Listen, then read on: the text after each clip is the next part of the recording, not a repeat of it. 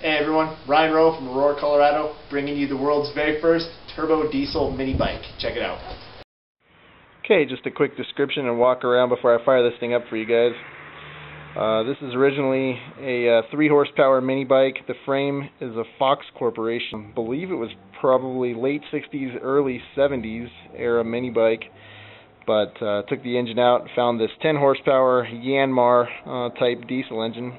406 cc's air-cooled 4-stroke diesel, and it's got the Bosch style fuel injection. Found this cool little RHB 31 turbo. I think it's one of the smallest turbos manufactured, so that fit real nicely. The engine actually seems like it was designed to have turbocharging. Has an oil pressure outlet on the left side, and it came with 2 dipsticks. So I just took the rear dipstick out, and that made a perfect oil drain for the turbo. Had to mount the fuel tank up front, had nowhere else to mount it. We've got the boost pressure and oil pressure gauges, plenty of oil pressure. Cold it's about 100 pounds, but it comes down to about 40 once it warms up. So just walk you around the other side here. This side we've got the Comet 40 series torque converter. It's good for up to 18 horsepower. And yeah, there you go. Let's go ride this thing.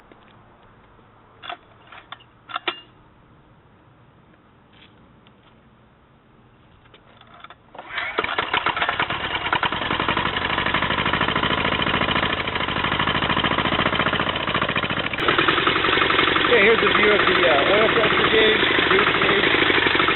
Like I said, once it warms up, about 40, maybe 60 pounds of oil pressure while it's running. Highest boost I've seen yet is about 7 psi. So we'll try to get an action shot of that at some point. But there you go. There's the front.